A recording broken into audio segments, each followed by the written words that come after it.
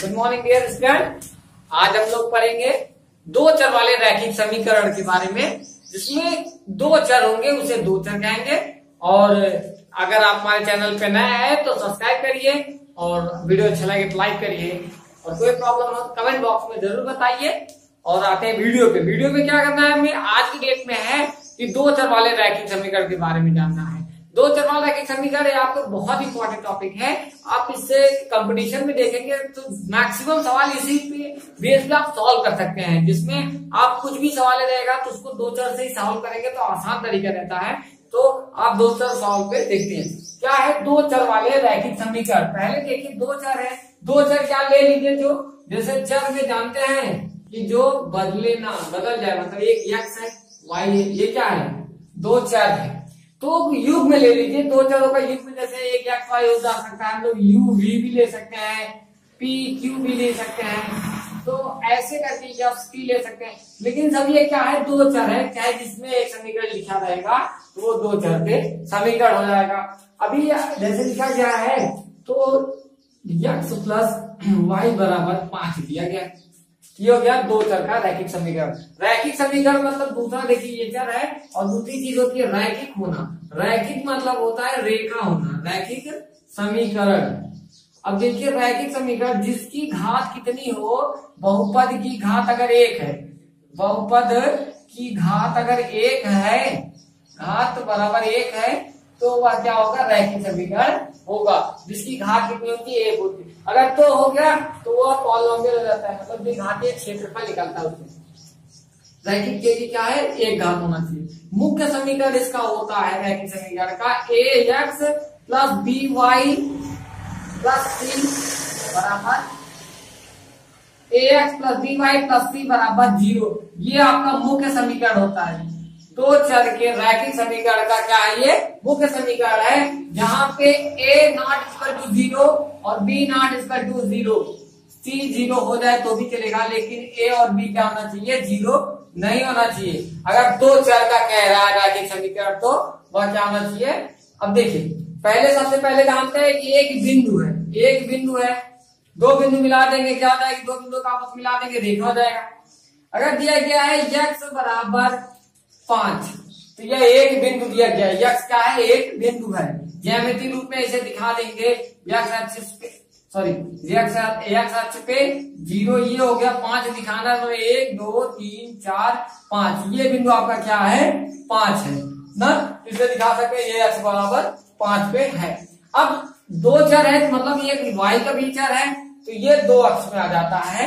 देखिए अगर इसमें आपको x प्लस वाई को दर्शाना है ज्यामितीय रूप में, तो आप रेखा को जैसे एक x अक्ष है ये y अक्ष है, इसी में दर्शाना है। ये से समीकरण खींचा गया तो यहाँ से जा रहा है, यहाँ से जा रहा है, तो वो पॉइंट आपको दिए रहेंगे कहाँ कहाँ से वो रेखा जा रहा है। आते हैं सवाल पे। देखिए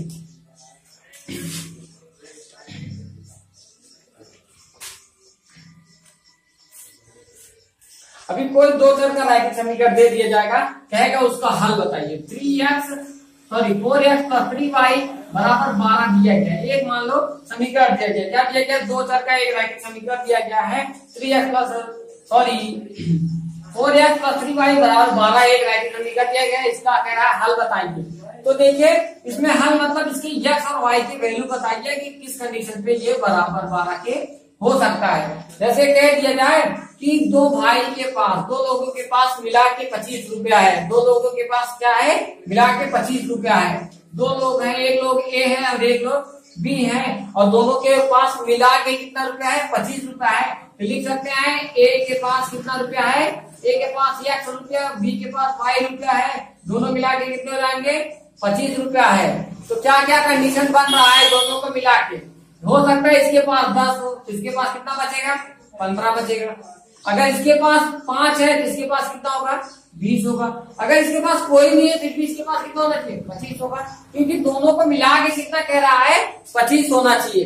तो इसी प्रकार आप एक वैल्यू रखिएगा, दूसरी वैल्यू की वैल्यू दूसरे वाले चर की वैल्यू पता होता चला जाएगा। इसी प्रकार इसमें समीकरण में है 4x प्लस 3y बराबर 12 दिया गया है। अगर इसमें कह रहा है x की वैल्यू अगर हम लोग 1 रखते, x की वैल्यू पहले 0 रखिए। अगर x की वैल्यू 0 रखेंगे मतलब ये पूरा टर्म किसी पद में अगर x से गुणा 0 से गुणा करते हैं वो पद कितना हो जाएगा 0 हो जाता है। ये 4x वाला पूरा जो टर्म है पद है ये 0 हो जाएगा, बचेगा क्या 3y बराबर आ गया 12, y बराबर आ गया कितना 4 आ गया, y बराबर कितना आ गया 4। मतलब x के अगर पास 0 है तो y के पास कितना होगा 4 होगा। यहाँ 4 को 3 में करेंगे 4 से 12 आ जाएगा। फिर देखिए अगर x का मान कितना रखते हैं हम लोग, मान रख देते हैं, अगर 1 रखेंगे, 1 तो रखने पर सही मान तो नहीं आएगा वैसे, लेकिन हो जाएगा क्या 4 1 के 4 हो जाएगा, कितना हो जाएगा 4 गुणे 1 प्लस 3 गुणे y बराबर 12, तो 4 1 के 4 ये प्लस में इधर जाएगा घट जाएगा, मतलब 3y बराबर आ गया 8। 12 में से 4 घटा देंगे कितना जाएगा 8, और यहाँ से y की वैल्यू आ जाएगी 8/3, 8/3 आ जाएगा, जिसकी वैल्यू होती है 2 सही 2/3 ना। ये x की वैल्यू 1 रखने पे y की वैल्यू इतनी आ गई है, लेकिन हमें ज्यादा वैल्यू नहीं चाहिए, सिर्फ कम से कम 2 वैल्यू चाहिए, क्योंकि एक रेखा खींचने के लिए 2 बिंदु अगर मिल जाएंगे तो आप उन दोनों बिंदुओं को मिला के एक रेखा खींच सकते हैं। इसलिए हमें कम से कम कितने बिंदु चाहिए 2 बिंदु चाहिए।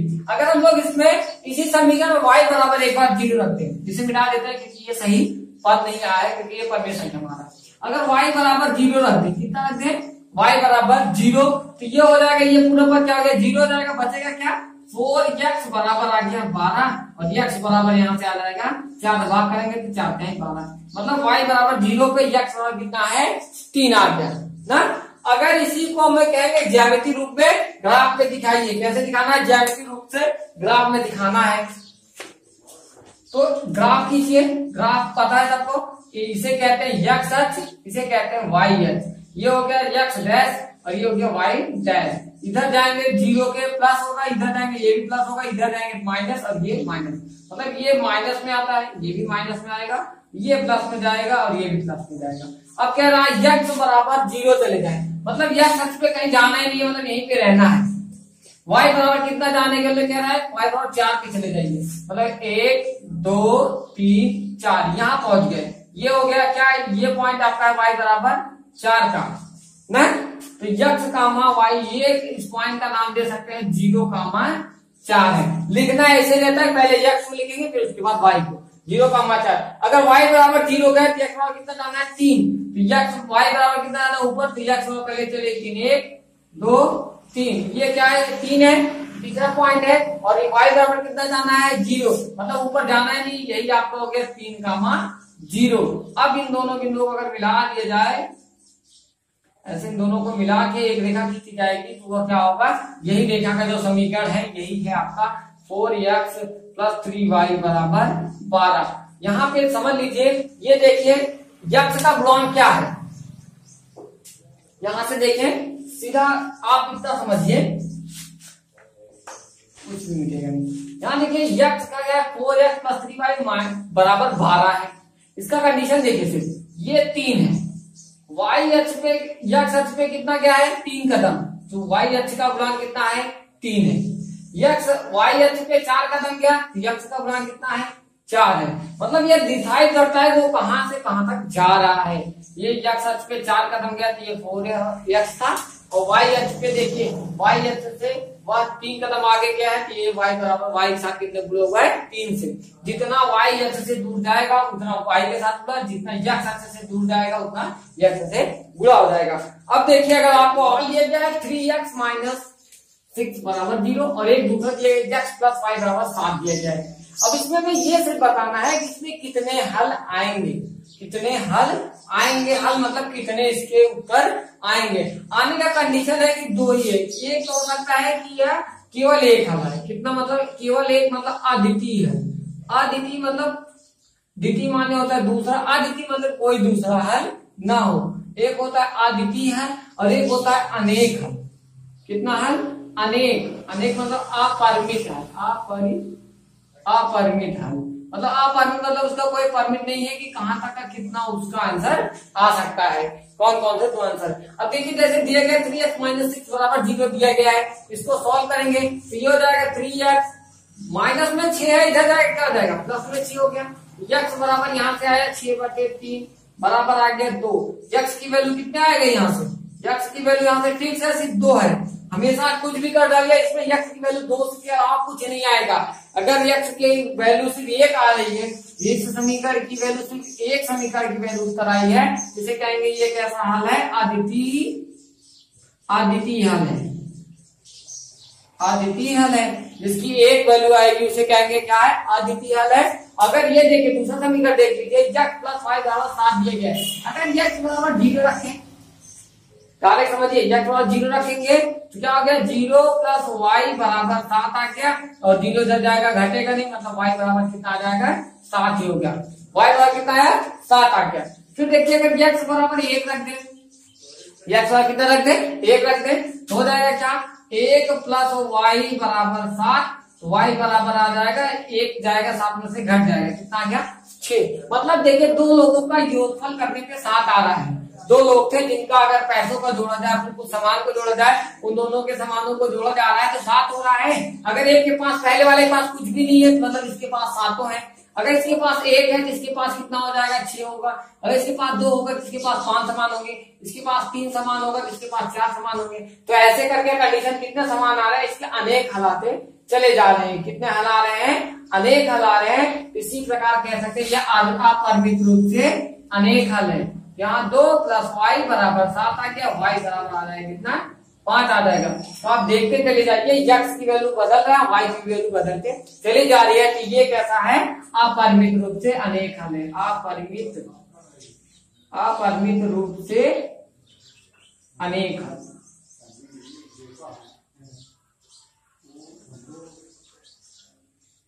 अपरिमित हल है, इतना अपरिमित हल है।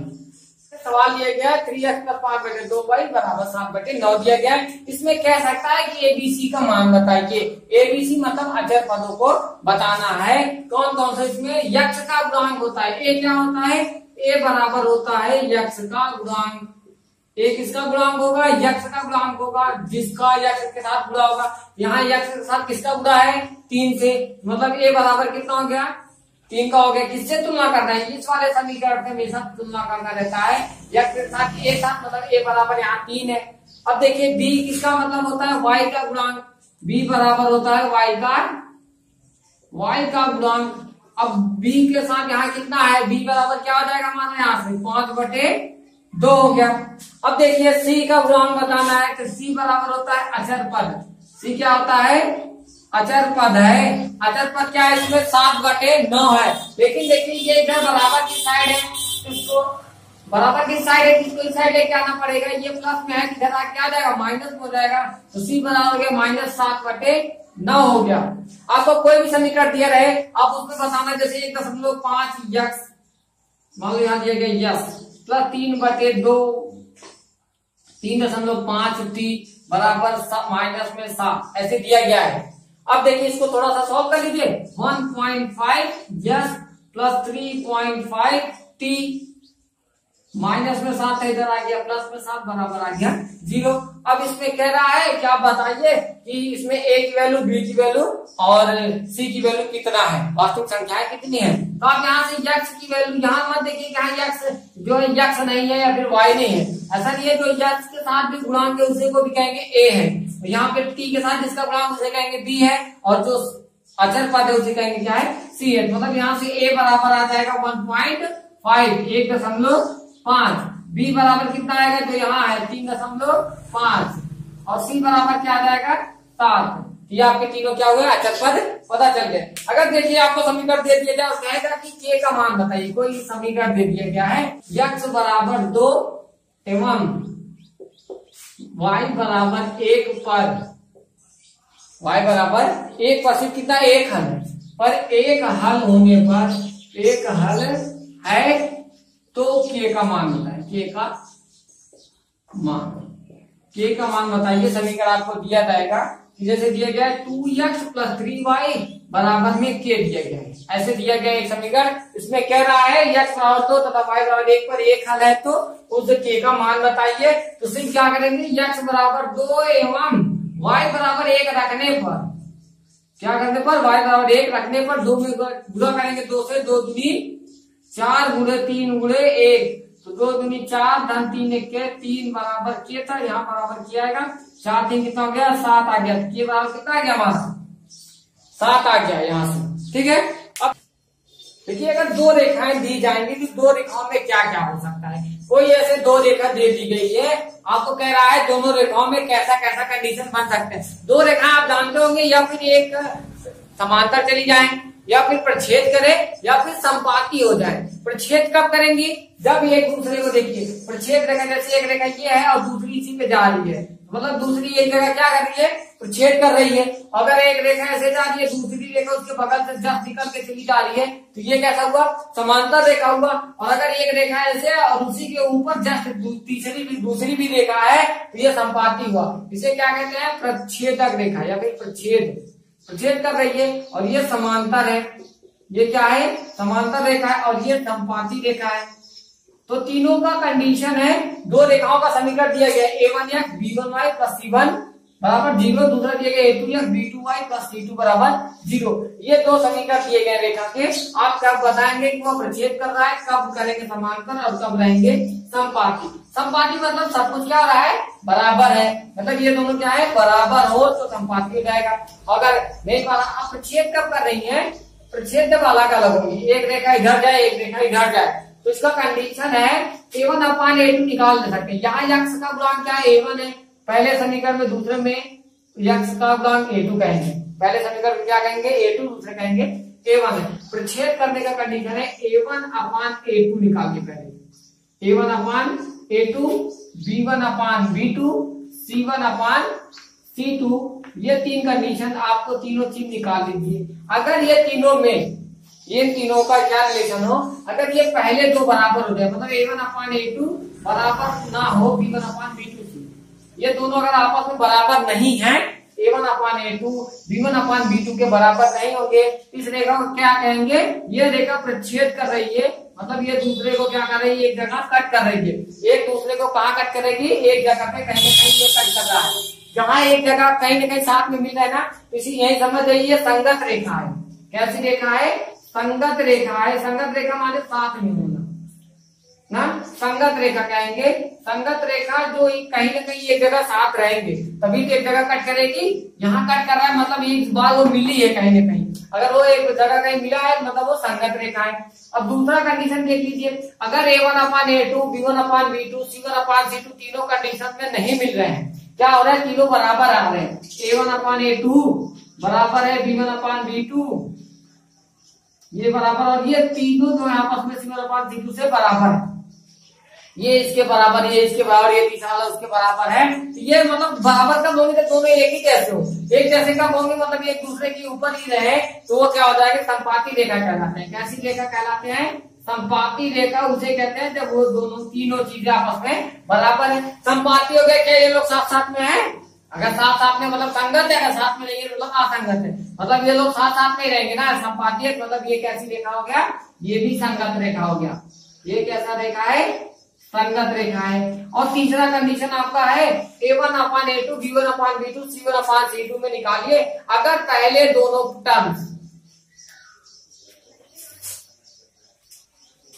पहले दो टर्म्स बराबर हो, a1 अपान a2 बराबर हो b1 अपान b2 के, लेकिन तीसरा वाला टर्म c1 अपान c2 ना बराबर हो, या फिर कोई कंडीशन उसका नहीं मिलता है, पहले दो बराबर हो जाए। देखिए समांतर रेखा है, अगर एक रेखा इतनी बड़ी है, दूसरी भी रेखा इतनी बड़ी है, तो ये देखिए समांतर तो है ना, ये दोनों रेखाएं समांतर तो है, लेकिन इनकी लंबाई क्या है, थोड़ा सा डिफरेंस है। लंबाई में ये बड़ा है, ये छोटी लंबाई है, मतलब वही लंबाई को कौन डिनोट करता है, c1 और c2 ही डिनोट करते हैं लंबाई को।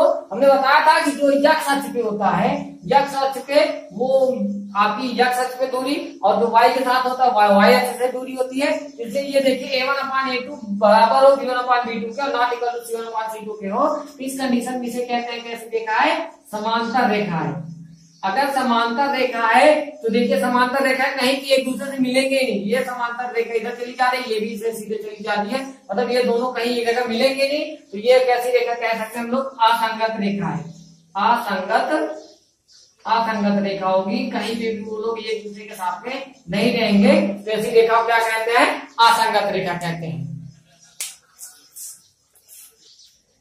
देखिए दो समीकरण का एक दिया गया है ये, और ये दूसरा समीकरण, दो समीकरण दिए गए हैं। ये दोनों कैसे समीकरण, पहले ये जान लीजिए। इनका घात कितना है, एक है, मतलब ये रैखिक समीकरण है, ये भी रैखिक समीकरण है। दो चर वाले नहीं, ये x है y, मतलब ये दो चर है, ये भी दो चर का है, मतलब ये दो चर का रैखिक समीकरण है। अगर ये दो चर के रैखिक समीकरण है मतलब ये ग्राफ में दिखाए जाएंगे। और ये दो चर के अगर दो रेखाएं हैं तो उसमें कंडीशन होता है या फिर वो समांतर जाए या फिर प्रक्षेप करें या फिर एक दूसरे के संपाती, और तीनों में से एक कंडीशन होगा। अगर आपसे पूछ रहा है यह रेखा की समांतर जा रही है, प्रक्षेप जा रही है या फिर कैसी रेखा है, इसको आपको बताना है, तो आप बताएंगे कैसे। सबसे पहले A1 A2 B1 B2 C1 C2 निकाल लीजिए। A1 क्या होगा, यहाँ से पहले समीकरण के x के गुणांक को A1, दूसरे वाले को B1, यहाँ से देखिए, और ये हो गया C1 बराबर क्या आएगा, -5, क्योंकि इधर जाएगा कि माइनस हो जाएगा। C1 बराबर क्या आ गया, -5।